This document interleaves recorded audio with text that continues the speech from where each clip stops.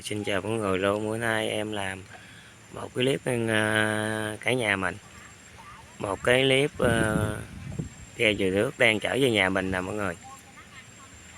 Mọi người xem kênh hãy nhớ cho mình một like và một bình luận, đăng ký kênh xem những clip tiếp theo nha.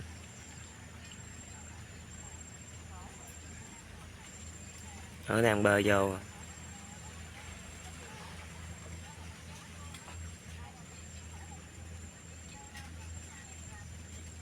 Nó nguyên một ghe nước chà bá luôn mọi người.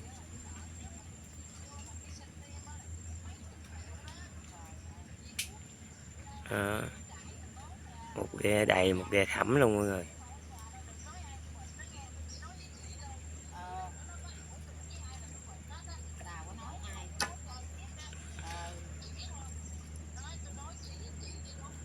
Nguyên một ghe vừa khẩm luôn, có chiếc ghe đang chạy tốc độ luôn mọi người.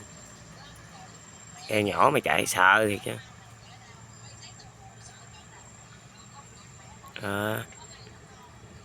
Đợi đâu nào giận, mày biết giận không? Cái nào nói tới chuyện với tao đi. Tao đâu làm gì đâu mà giận không. Nguyên một ghe chà bá luôn.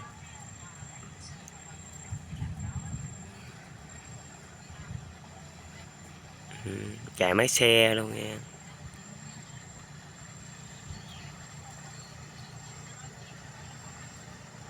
Giờ mình chiên dừa nước lên ngang cả nhà. Đây phụ dân.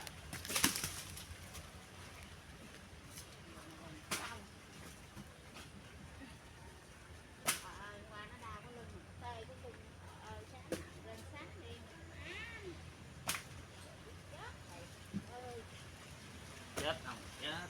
Trời. Nó chết không?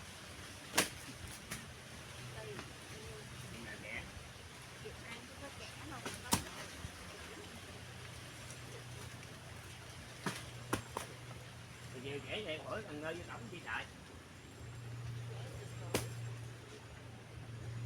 Coi chào mới chứ mời hả bán lẻ nữa thì đâu mốt luôn vừa bán. Cho món thì trăm, rau thì mốt. Của bà hành tôi lấy nè.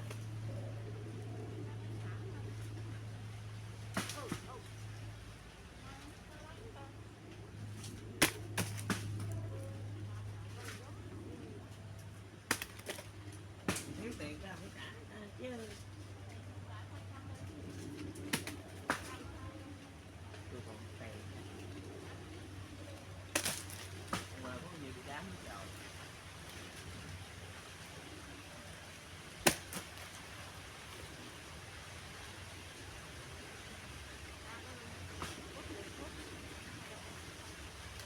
Đi nào ạ?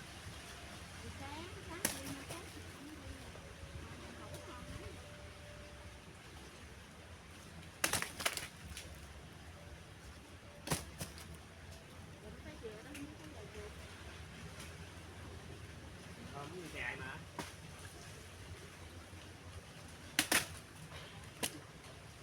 Ai biết nào? Không biết.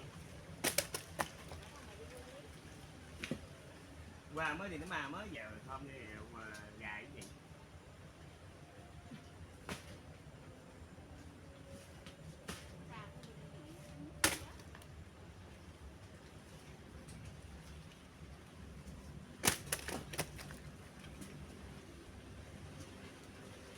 Cái 50 buồn không ta? 36 buồn.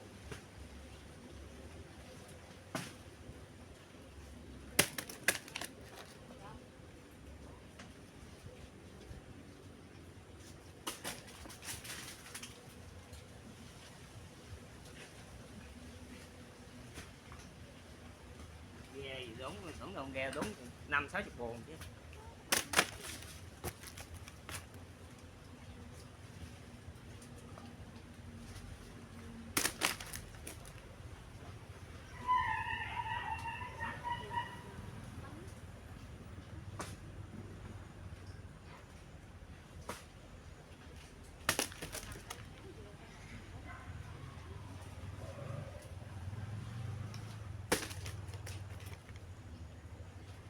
Đúng vậy rồi mà đi đúng nữa hả?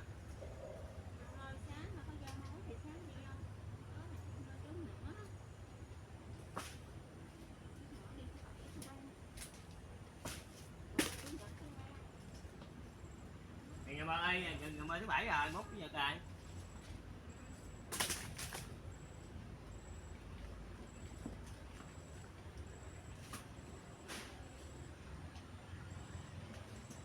Bây giờ không quay đầu nghe lại trời. Sáng đi đất đi qua mấy cái mòn. Thì lấy gì ta? Lụm cái chai. Là mấy chai cắt à?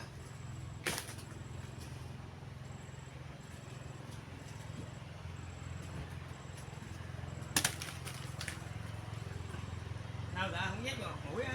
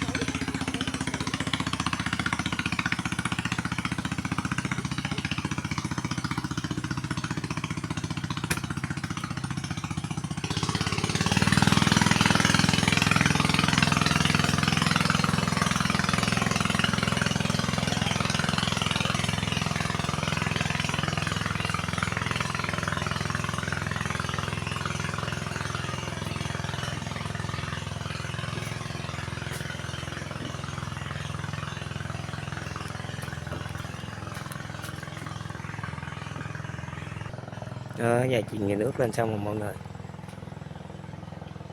30 mấy buồng. Rồi mình xin kết thúc video nha cả nhà mình ơi.